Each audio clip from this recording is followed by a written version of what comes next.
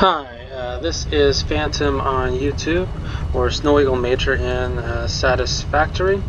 I bring you my factory tour where I have a 90 nuclear power plant setup that I'm going to show off. Everything using all original recipes, no alternates used at the moment. Because I want to produce everything 100% using the original recipes. Then I'll move on to the exploration for the alternate recipes and power slugs. And then I will do a second factory using alternate recipes. Anyway, that's my plan. Basically, my factory is set up for energy efficiency, so I have no vehicles, no hypertubes, only using conveyors since it uses zero energy. I mean, if they change that to making conveyors have to use power, then I will probably use the vehicles at that point, depending when it's the most energy efficient. All my water is brought in by pumps, including my 90 nuclear, without using any pumps whatsoever. All water is brought in with no pumps whatsoever, including my 90 nuclear power setup. Everything is gravity fed, so that should make this pretty unique since every setup I've seen has tons and tons of water pumps. Now, I'm a little bit of a lie. I do have one water pump in my entire system that I'll show you guys later, but that should be quite impressive to see, and hopefully gets people interested in wanting to see that. Please be patient with me. This is my first video entry, and I'm a noob at YouTube content creations. This is my first video, so be patient with me with that, please. Alright, let's move on to the hub tour. So I'll show you the current power. Currently using around 4400 power. Our capacity is 65,300, which is pretty high. The 90 nuclear power setup, if they were all running at the moment, would generate 225,000 megawatts power. The reason I don't have that at the moment, even though they're all running, is my inputs. I only have one uranium node Mark III, no power slugs in it, so that limits it, and the non-nuclear stuff, encased industrial beams, I only have 1.5 per minute going in the system, which is good enough for around 6,000 megawatts, which I'm not even using that much. So I will increase the production of those items and feed it into the system. I have all the feeding automated at the moment, so I just have to attach those things as I expand. So I'll do those things later as I need, but the power plants I have all set up so that I don't have to go editing the actual power plants using hazmat suits and filters the whole time. Alright, so this is my original container setup. 6 containers per item. Basically, an item comes in over here, goes all the way up, transfers over, comes all the way down. The reason why I don't have it just come over across is I don't really want to jump over a bunch of conveyors all the time. That was a little annoying. So I have the conveyors going over there, and then I come through the middle.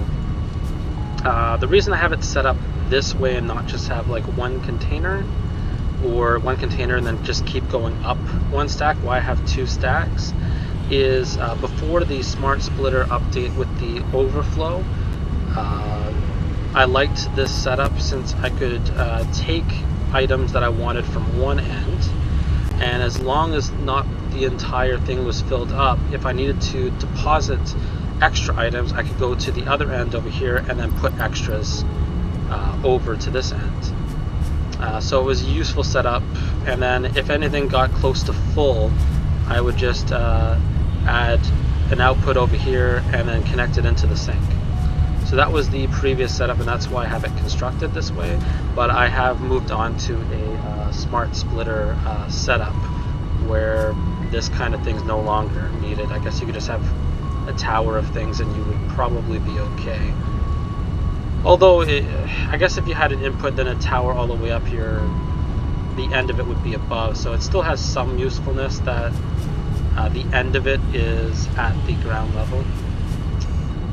Anyways,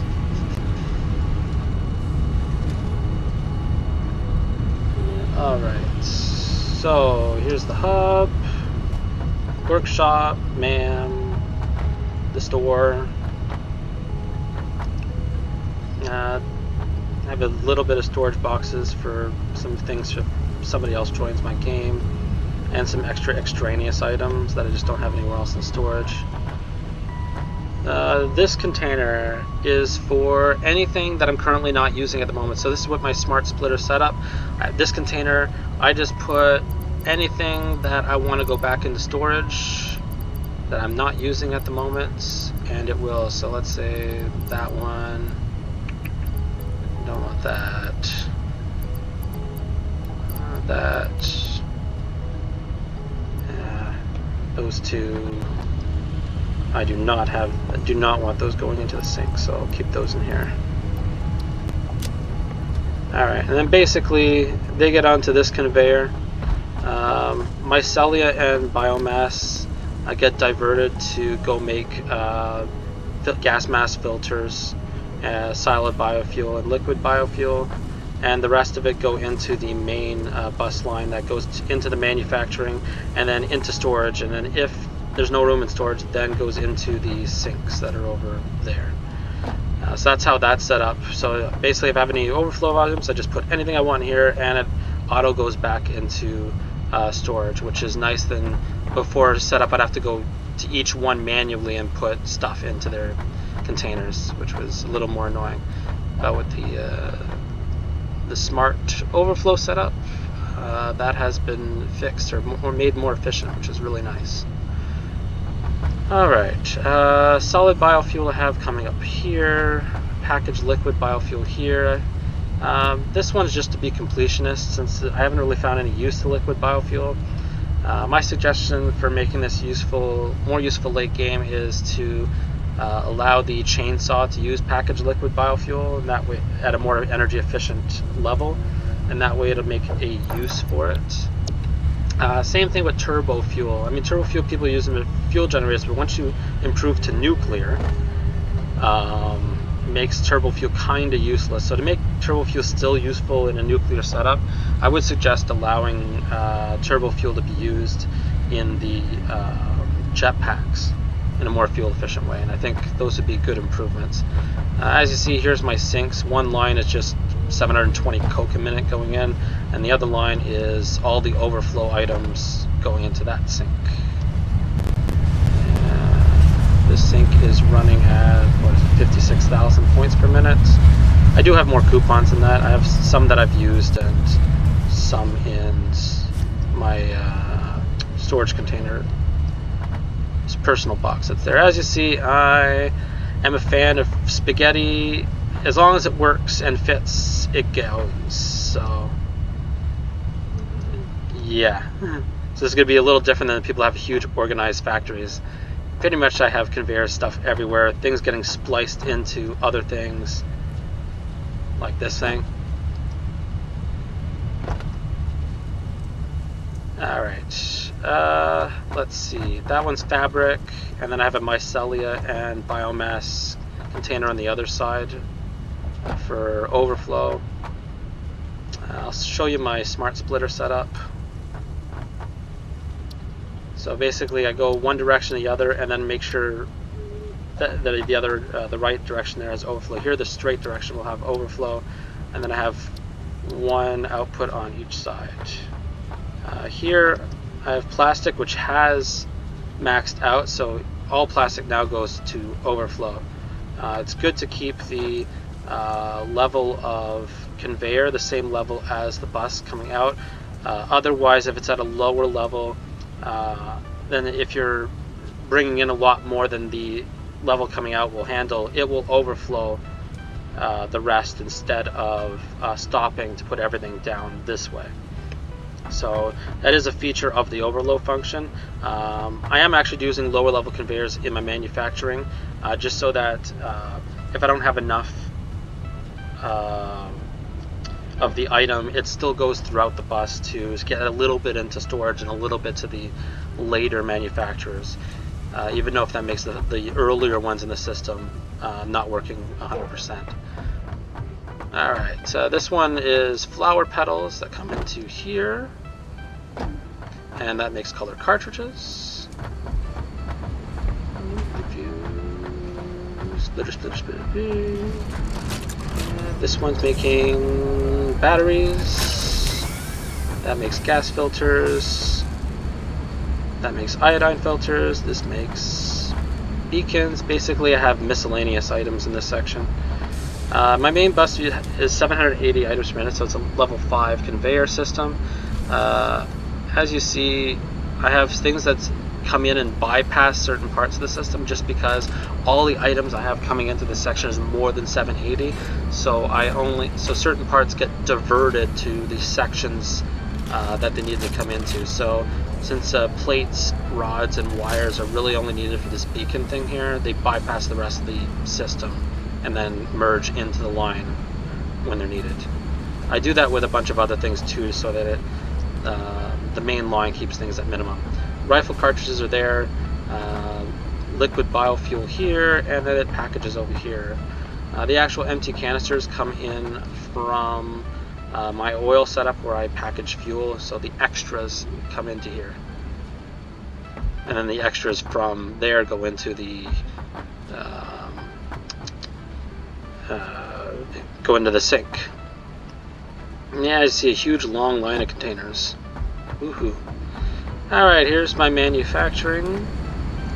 Over here is my turbo fuel setup. Right now only working at 14%, so this is what I currently have to do, working on to get this up to 100. Basically I have crystal oscillators over there, radio control units there, and then I have my supercomputers over here. That I just got up to 100% recently. Computers over there, and then I have some of the space elevator parts there. I have an expansion area over here for more computers, crystal oscillators, motors, and back here is going to be a section expansion for just these electromagnetic control rods. So as I need more power, I will build more of these things. And then that line starts the line going all the way to my nuclear section.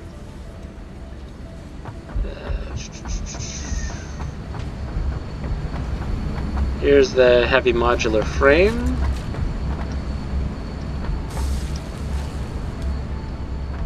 My motors and versatile framework up there.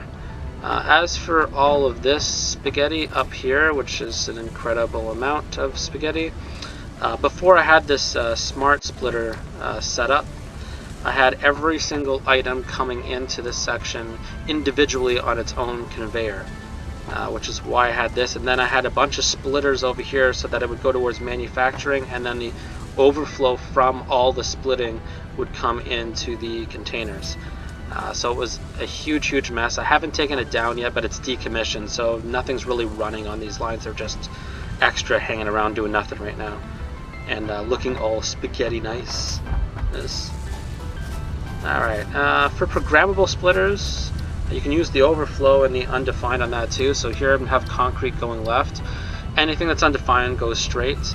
And then in the right I have iron plates, cables, rods, wires. Basically those things have already been put into their containers. So if there's any of them left at this point, I'm making them go right to go right into the sink.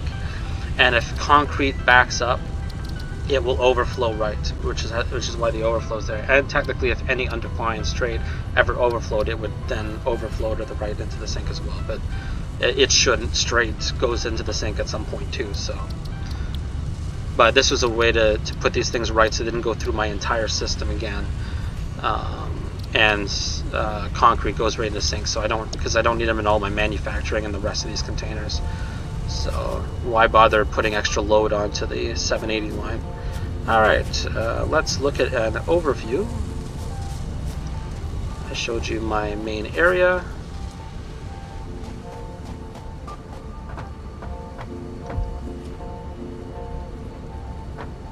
Alright, go up this tower to give an overview.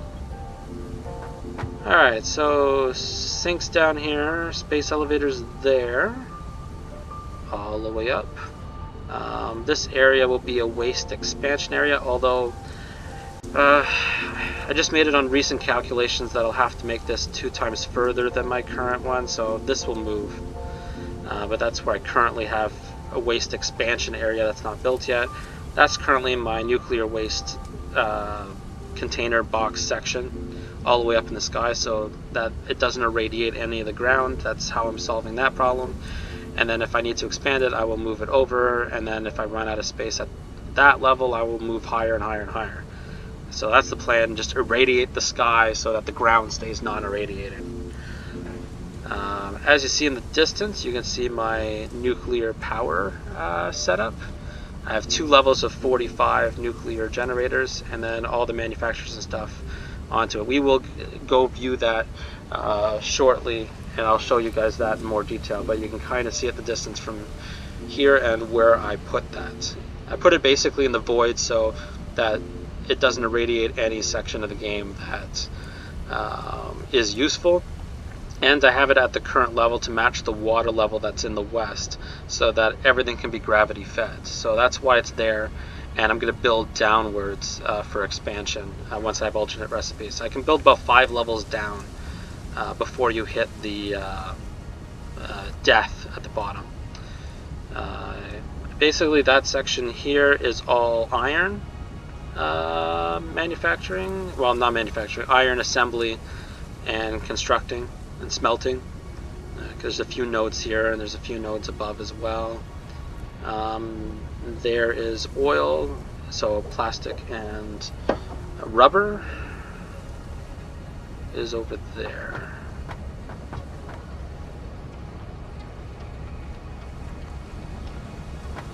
Alright.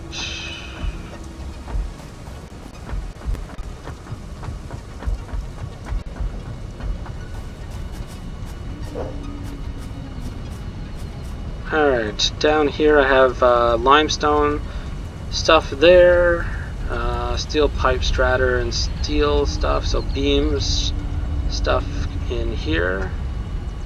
I still have my setup from earlier before doing smart splitting with overflow, so I have huge stacks of splitters and mergers here, splitting everything into 45s.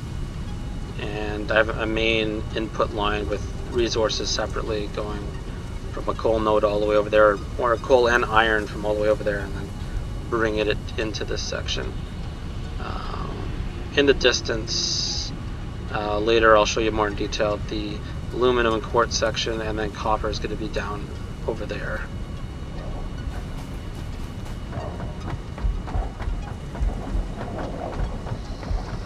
This section here, I have my sulfur stuff here, coming in from the node that's locally right there.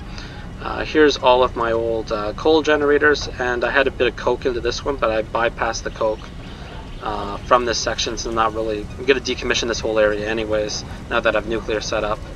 This was my old coal setup, and some of it's still running, but it'll get decommissioned. I also have, I was going to put fuel or oil stuff, plastic and rubber in here, and I did start packaging oil from all the way down here, and then unpacking it here. But packing and unpacking takes so much energy for what it's worth. I ended up abandoning that setup for getting oil in the western area, and then just piping it in, gravity fed into my system, so I used no pumps whatsoever and no packing and unpacking. So that's pretty much decommissioned in that system. This intersection here is basically the intersection of my, what I call my conveyor highway system. So basically I have conveyors going in every direction anywhere in the map. So here goes down to my main part of my factory. That goes up to the top of the space elevator. This way goes to my oil production area and uranium. This way goes up to my nuclear waste storage area. This way goes to the western part of the map, where I have tons of water extractors, oil, deuterium, etc. This way goes towards my uranium node, bauxite, quartz. So basically it'll just keep going that way to the map. And then I will eventually put 2 more highways, one going straight north to the fuel at the top of the map, and one going northeast to go to the Dune Desert. So basically, everywhere in the entire map eventually will have resources all being conveyed in here on like very straight conveyor highways. Alright. Have always a level 1 to get on, and then go straight to level 5 after that, for just a smooth way of getting on. Here's my first water extractor.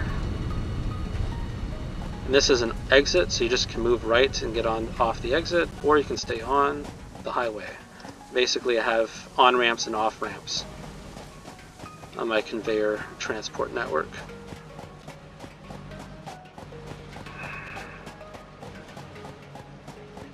And this allows me to get to anywhere in the map pretty quickly. I mean, except for the rocket launcher hypertube thing, but since that uses energy, I don't have it at the moment. I'm trying to go for an energy efficient base, even though I have tons of power. Alright, over here is the 2 geysers that I have done. So this will be used more as a backup power. So if my power ever goes down, I can use this to get the nuclear initially set up again and then get things running properly. And it's free power, so why not?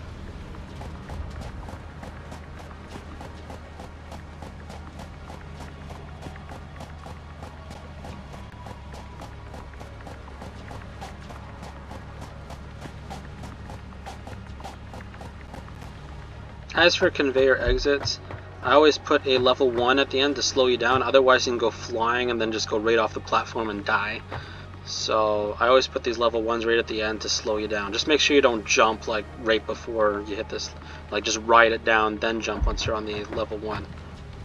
And I also have level 1s to get on so that you don't go flying off. It gives you more extra time to make the transfer onto the highway.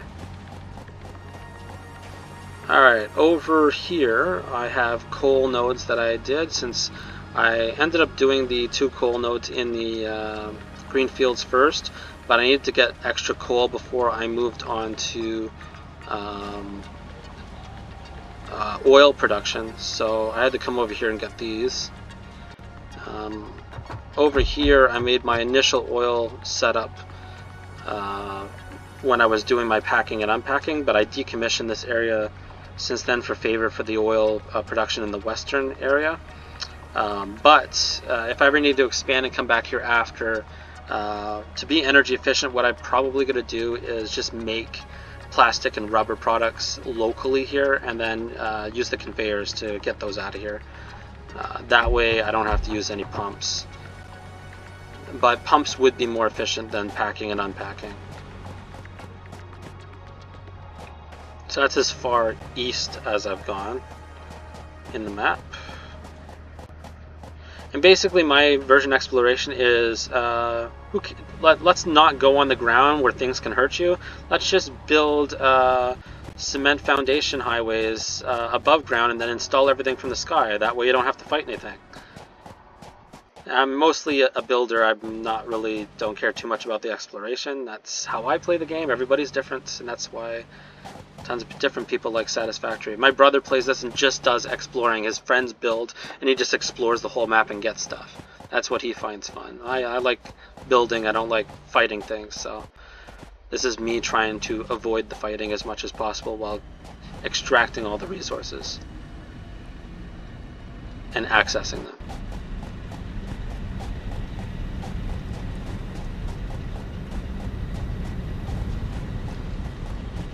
Alright, next section is I will show you the copper, aluminum and quartz area, as well as my only water pump.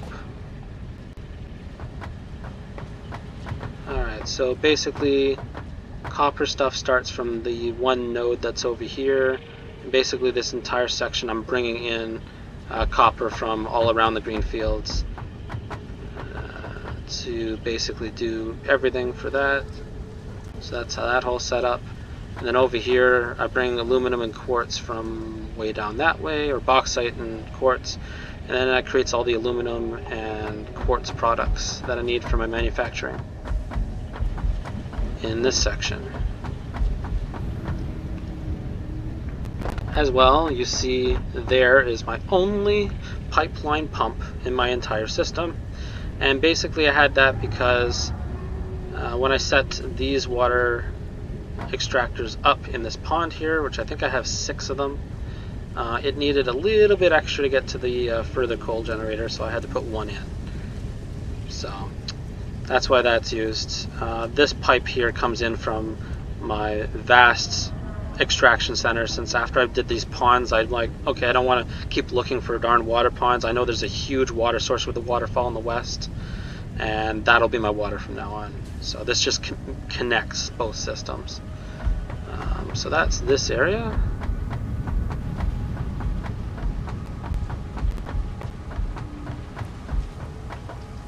Alright.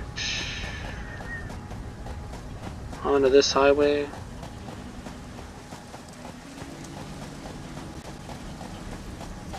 Basically I have platforms for exits every once in a while where I see that there's resources that I'll want to connect in later. So I'll use these exits later to connect the resources in this section onto the highway. And then I'll build layers as needed on the left side for raw materials. Well, the going to base side, since nothing's really going away from base.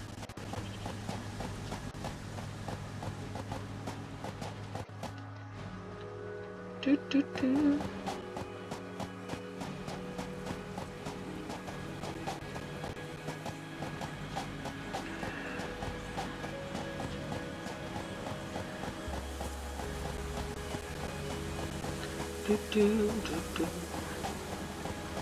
So up here is where I'm getting my quartz.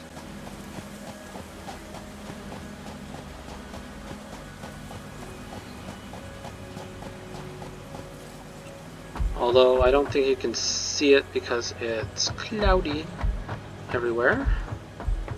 Can I get rid of the clouds? There we go. Alright, so basically down in there's a couple quartz nodes. So that's where I'm getting my quartz at the moment. And then up here is where I'm getting bauxite.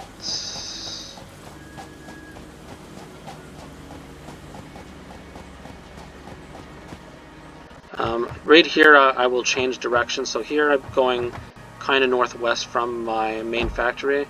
And then here I will expand straight north.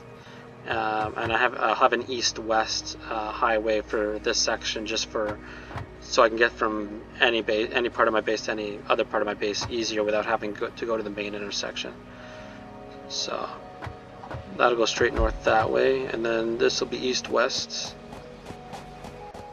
I'll go east-west throughout the whole map at some point, but right now I just have it going this way to go to my bauxite miner, which is right there, and I'll switch and go back because that ends there. I'll eventually put that to the oil fields below and connect 2 of my highways at the end over there, and it'll allow me to go straight north on the west part of the map. Now the nice thing of building this all the way up here is once SAM nodes have a use in the game, there's a SAM node right there. So I will just plug into that once that expansion happens. And then over here is my uranium node that I'm using. There's 2 other uranium nodes, and I will go use those later, but I don't really need more at the moment. So right now I'm just using the 1 node. Down there where there's a bunch of spiders. So in order not to fight any of them, I pretty much just made a foundation to come down to here, built some walls to protect myself against enemies, and then from that platform put in the Mark III down there, and just put down a bunch of conveyors and connected it up from there where I could stay safe from all the spiders. Oh, right. My autosave is every half an hour right now, and as you see, it freezes my game for like 10 seconds. Usually autosaves every 5 minutes, but it was getting really annoying. So in the option settings, you can change the autosave, and I changed it to every half an hour. So since I see it freezes my game for 10 seconds, every 5 minutes was painful, but every half an hour I can deal with that. So my uranium basically goes there, then goes up that system. The reason I have this system is for expansion, so that I don't have to wear my hazmat suit. So I have 2 more lines that are going to go to the other 2 nodes that are one's further east of this, and I think one's south in a cave near the waterfall. So those will go to those systems. I have my radar control tower here. Suggestion for the radar tower, since it's not, I don't find it that useful revealing the map too much, but one thing that was not easily discoverable, especially since I started in the green fields, was mycelia. And since mycelia is needed for iodine filters, gas masks, etc., especially once you get to uranium, it's very useful. And the green fields has no mycelia whatsoever, and is the initial starter biome for that any noob's going to come into the game. Now there is technically mycelia in the green fields. Where I started my base, there is a cave right near my space elevator, and in that cave there's mycelia. But really that's the only place, and unless you go discovering into there or start exploring into other biomes where mycelia is everywhere, if you're a noob, especially intro to the game, you might not ever run into it. So my suggestion late game is once you unlock the radar control tower here, the radar tower, and the radar tower should be able to scan an area for mycelia, and it will then show on the map these areas have mycelia, go and get it. And then maybe if you even kept the radar tower up and you took some mycelia away, it could show that there's now less and less mycelia in that area if you kept an active radar tower. So that would add an extra usefulness or a usefulness for the radar tower, and allow people that are in mycelia barren areas, especially mycelia barren starter locations, a way to know where mycelia is by putting a radar tower down, and then they can see, oh yeah, there's some mycelia in this area, I'll go explore over there to get it. So it allowed them to go see that. Now, as for me knowing there's mycelia in the cave underneath where I started, I actually had to look up online where there was mycelia, because I'd given up trying to find where it was, without having to go in every single biome. So in order to make the game a little more fluid, especially for beginners that are going to probably start in the green fields, that's probably a good suggestion I would put in. And it makes the radar towers actually useful for something for people who don't care about revealing the map. And ongoing radar tower. I guess technically you could expand the same philosophy to trees and stuff, but that's like everywhere, so it's not really as needed. Okay, we're going to put the suit on, because we're going to take my highway that has uranium on it to go to my power area that's down there. And I'll show you my nuclear setup. Probably what everybody's been waiting for. And radiation levels. So as you see, I bring in the raw uranium on this highway, and it has its own dedicated highway so that it doesn't irradiate the highways I want to use. I basically have it so high in the sky that it doesn't irradiate anywhere I want to go.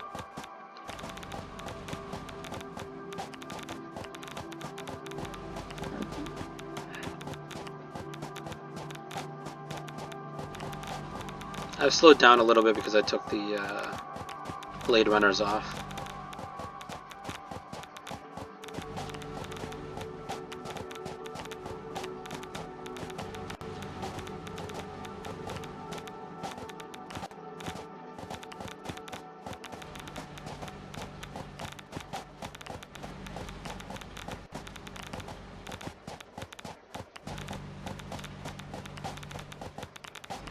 And here we go. There is my 90 nuclear power plant setup. Here's an overview of it. I basically have them 6 wide that way and 8 this way, with a little bit off down here. So 45 on the top floor, 45 on the bottom floor. Pretty much exact copy setups. Basically, fuel rods go in for 12 of them, so I have like 4 rows of nuclear fuel rods. All the manufacturers there. Then I have the assemblers, refineries needed for the whole setup over here and down there. All the water is gravity fed and brought on through all these pipes from the water that's in the waterfall section over there. I have 235 extractors for the system. No pumps, since this is at the same level as the waterfall. Alright, yay, radiation. Gotta keep you radiated. Alright, so I'll just show you guys this section. So this part of the water is coming in for the sulfuric acid. Even though sulfuric acid isn't technically irradiated, I kept it in this section because I didn't feel like bringing pipes for it to my own main base and then bring sulfuric acid pipes all the way back. So I kept it local.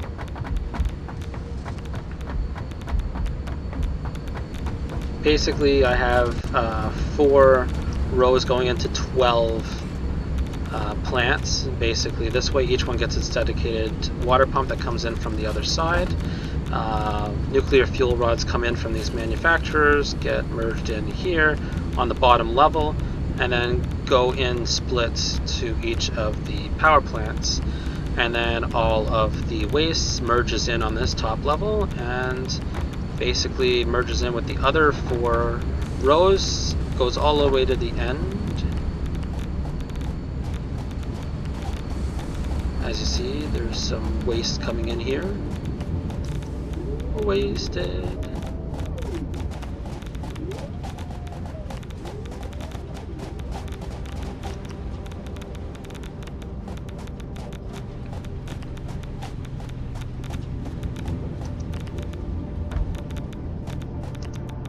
And basically all the waste gets merged into these conveyors, which are this high in order to handle the maximum of 2362.5 waste per minute. Once you have a alternate recipe maximum setup of 472.5 nuclear power generators, that will generate over 1 million power.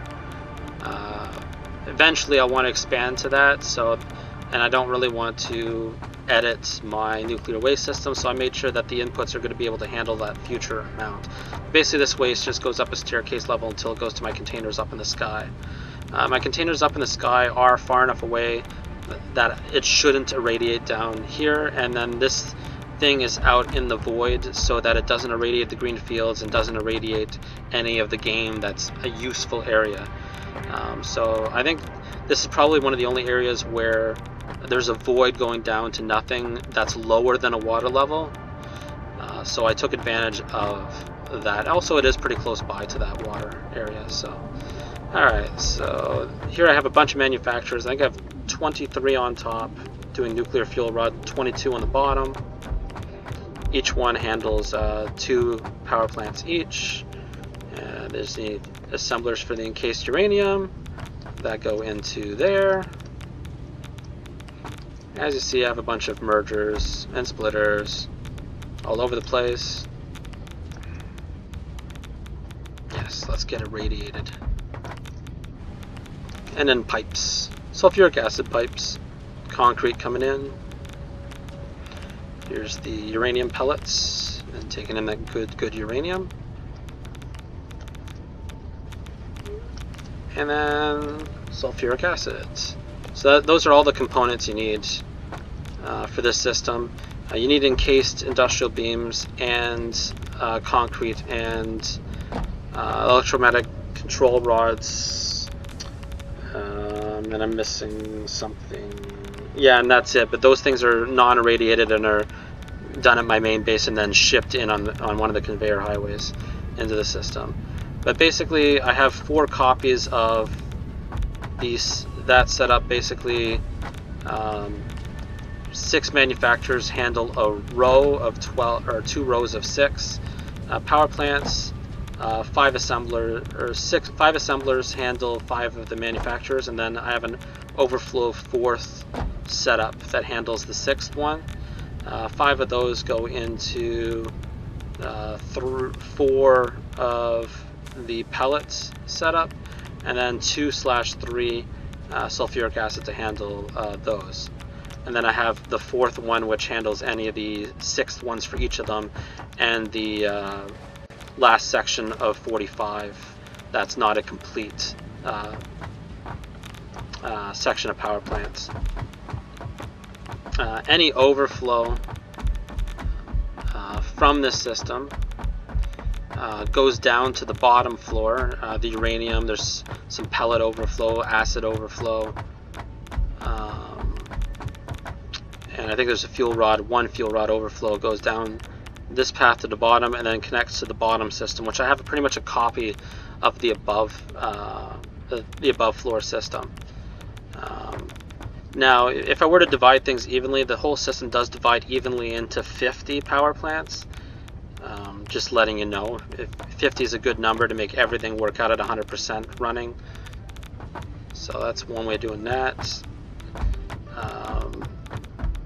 Basically, over here I had walkways set up that I thought would be out of radiation range, but parts of it are still in radiation range, but at least it's not at high radiation levels, so you could walk into these things and then view the system from above. And that's also, I can view system from above here and basically get a good bird's eye view of the system. Helps with maintenance and seeing what's wrong if I ever need to come into here. Down here is going to be expansion, so I'm just going to build down so that everything can be gravity fed water. I don't have to use any pumps when I do alternate recipes, so this is going to be my expanded 3rd level. As you see, I already have the conveyors for going up for waste over there. I have the uranium is going to come down here, and then over there on the other side is going to be, in case industrial beams, the rods and the concrete. Well, actually, I guess alternate recipes aren't going to use those, so those will be any of the non-radiation stuff that comes from my main factory to make the stuff that the alternate recipes need. And basically, this system, I found out that I can go down to level 4 and 5. Going any lower than that goes to the permadeath region of falling off. But I'm able to get 5 levels deep. That should be enough for, if I build 50 power plants on each, times 5 would be about 250 power plants in this section. So for the other ones to get up to 482, I might have to make another tower like this, or split off towers, maybe one closer to the waterfall area, or maybe expand in this void over here. We'll see, but there's quite a lot of voids to do stuff with, so I do have extra place to expand my nuclear facilities. And basically I'm building the nuclear out here so I don't have to, so the map stays non-irradiated, so I can go explore and do stuff and not have to worry about not going in part of my map because of radiation. So this is a pretty nice uranium and nuclear power plant area to set up in, especially since you can keep everything gravity fed and you don't have to have all of those pipes with tons of pumps taking power away from your system. So it's a very power efficient way of doing a nuclear setup and keeping it out of the way. Now we're going to go to the water extractors and I'll show you my water extractor fields, since I do have that complete to handle the full 90 nuclear power plants. I do like these glass foundations. It's very nice to be able to see through it.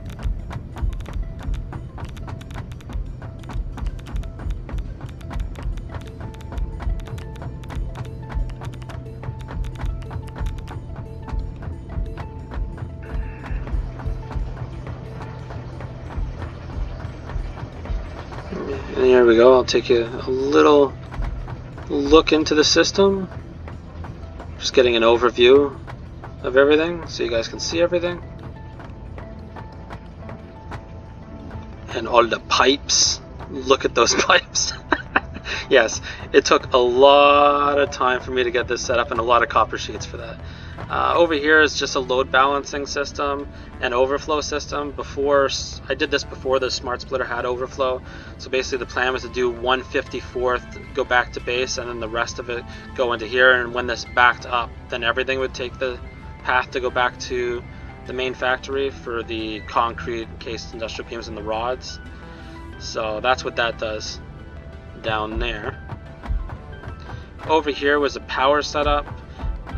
I have different power poles set up for different parts of the system so that I could get only part of it running at a time versus everything, but that didn't really work out so well because as soon as anything in the row gets set up, it becomes its own power grid and powers itself on, so that was kind of a failed bust. But I do have one thing that I can cut off to cut off any uranium coming in so that I can empty the system from radioactive waste, or at least mostly get rid of the system from it. There's one storage container there since I had to do maintenance in there with waste that was backing up, so I had to fix something, and that was just for me to put the waste back in the system and get rid of it.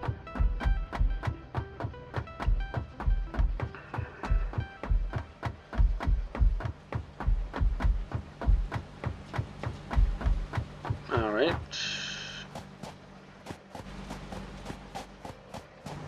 I guess I can get rid of my hazmat suit now that we're out of the radiation zone. As you can see, my input's coming in to my nuclear facility, and we'll just take a look at things from here. There's my nuclear power plant, all of my pipes, nice waterfall area, and you get a good view of some of the extractors.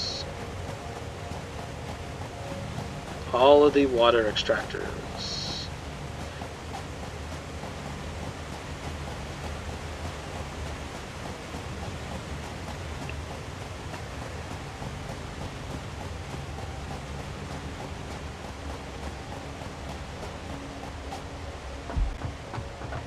So basically, for my entire system, for all the power plants, get 90 power plants running without using power slugs, since I want to keep those for miners. And I have tons of water. It's not like I'm going to really run out of it, just showing you how much there is here. It's tons of water. Although there is an invisible wall diagonally right there, you don't get the full square area that you see, unfortunately.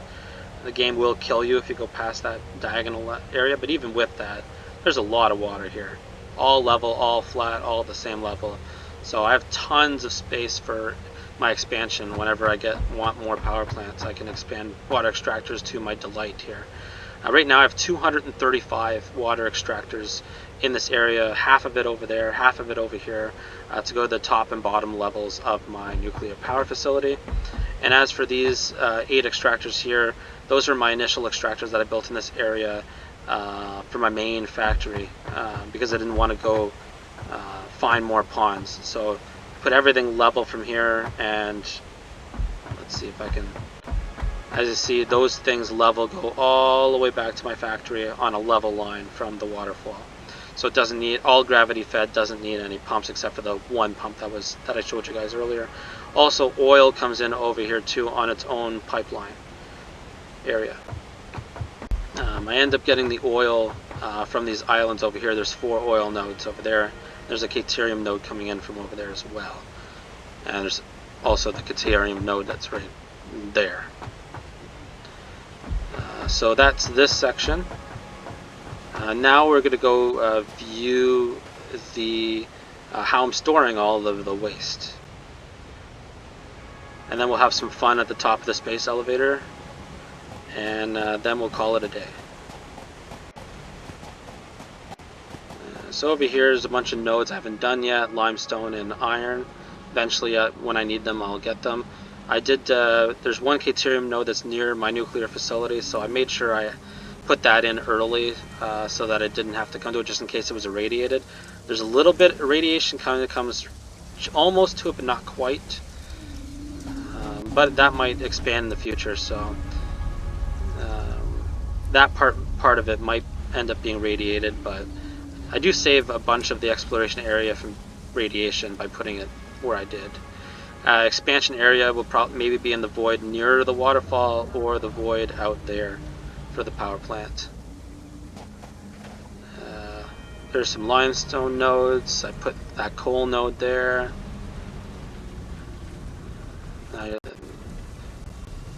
That's where I'm doing all plastic and rubber over there. A bunch of refineries. All the oil gets brought into there and a little bit of water. This was coke plants, so petroleum coke would go into all these. I was using that for a while.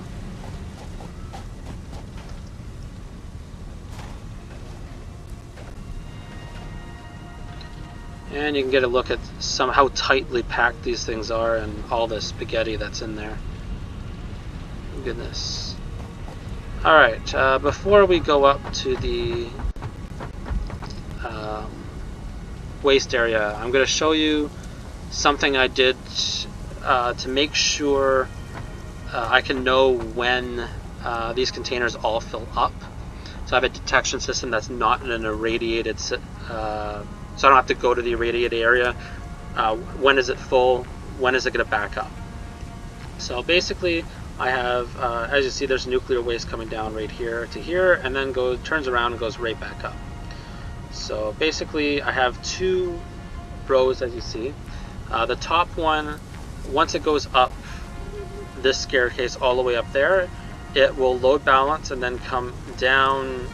Part of it will come down this system and then go back up, but part of it coming from the full system. So once I see the top one starting to back up, I know that all the containers up here are full just from viewing it from here.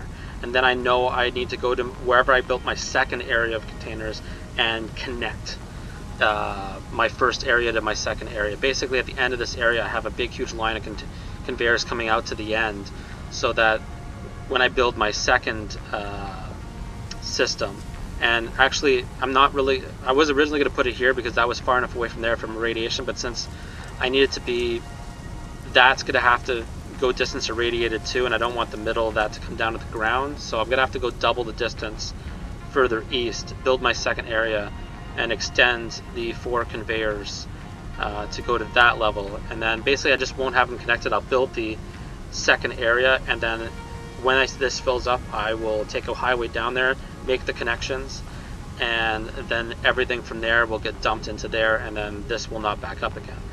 The bottom level, so up here, there's basically levels of storage containers, industrial storage containers.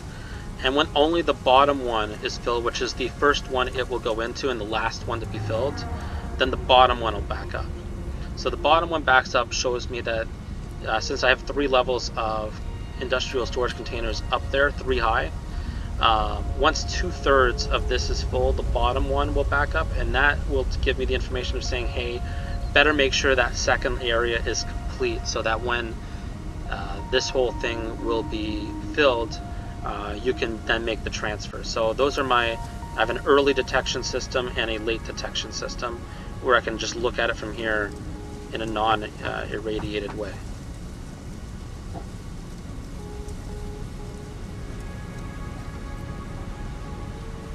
Whoa, don't want to go there.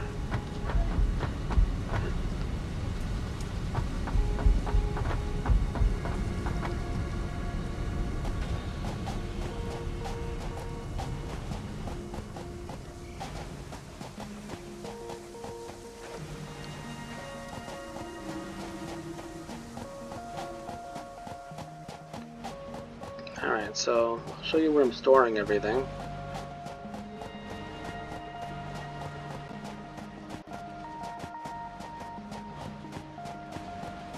Oh yeah, I'm dying. Yes, would be nice to have the hazmat suit on.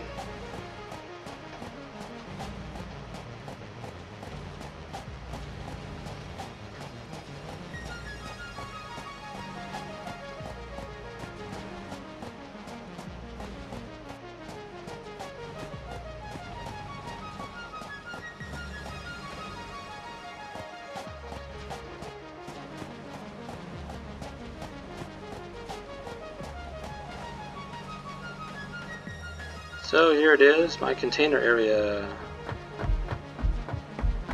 So basically everything goes into a load balancing system first, so things come into the containers in an even fashion, regardless of what's coming in on the inputs.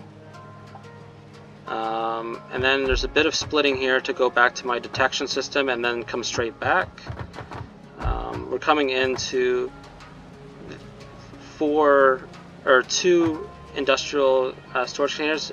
In order to handle the 2362.5 waste per minute at the maximum system, I have it set up so that there's 4 780s, 2 each.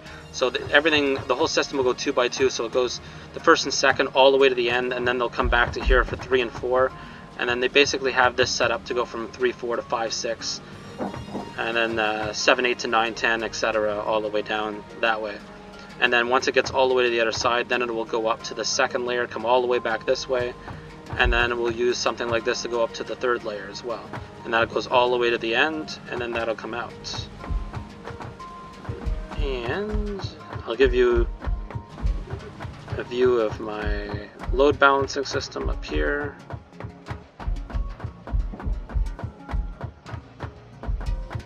As you see, we're up in the clouds, so you can't see anything in the game right now. So here's the load balancing system. Basically, it splits the 4 things into 4 even pieces. Each 4 even piece from each level goes onto 1 level apiece and then recombines and merges.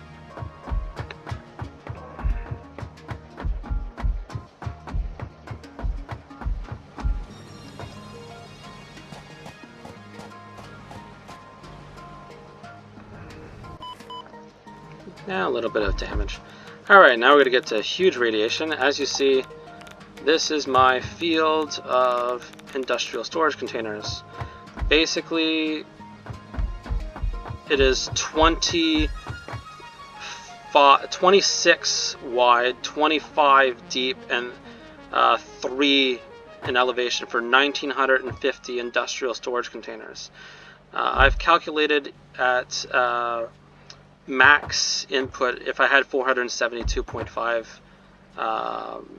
nuclear power plants using up the actual 1 million, over 1 million power, it would take 300 hours for this to fill up. In my current setup, even at 225,000 megawatts, if I was using all of that, it would take over 1,600 hours to fill this bunch of industrial storage containers up. Currently, I'm nowhere near that. I think I've spent 50 hours since I've gotten uranium set up, and I think I'm still in the first 2 storage containers at the moment. We'll see. There we go. That's the current waste of the system, is in these 2, and it still has all of these. So I should be set for a while, but since I don't know, maybe I will never need to expand it because that will be long enough, and maybe I'll get bored of this game before this ever fills up. But if it ever does, I do have an exit strategy for an expansion. So all of these at the top, the bottom one is for my my early detection system. The top one is they'll all exit, and where they end up, all of this nuclear waste, the end of the line. Yeah. Okay, come on. Get on it. There we go. The end of the line of the nuclear waste follows this.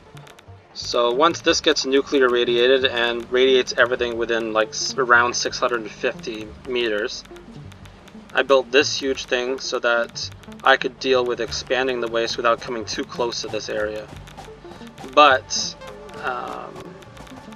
originally I was going to put the second area 720 meters away, but I'm actually going to have to double that because I forgot that I'm going to have to take into consideration the distance of the new area coming back this way. There's another autosave. Come on. And over there was just me observing this in a non-radiated way. But I mean, that's temporary. Alright. So basically the plan is, once I do have a second expansion system, I keep it a little bit away, and then up above I have a system where I'll just go up above, and then I'll just connect the 4, and then it will then just auto feed into my second system. And that's kind of how I have it set up, so that I don't have to go too close to nuclear and worry about having the hazmat suit on all the time to expand. But I mean, it's going to last so long. The 1950 industrial storage containers, I mean, I probably won't need to do that. Who knows how dedicated I'll be to expanding my plant. And then down here we just have a little fun area. Some people might not have seen the top of the space elevator, but yes, I do have a top space elevator area. And there's an invisible wall. If you're wondering why I don't have any platforms any closer, is because you can't physically build them any closer. And if you try jumping, you just hit an invisible barrier. I mean, you can configure the space elevator from up here, which is kind of neat. But yeah, I'm actually trying to jump forward right now, and nothing. And if I do foundations, as you see, I can expand that way. I cannot expand over here. It does not allow me, invalid arm location. So, for those of you that have never seen the top of the space elevator, there you go. Well, I guess you can go up that thing, but this section anyways. Alright. So that concludes my factory tour. I hope you guys enjoyed it.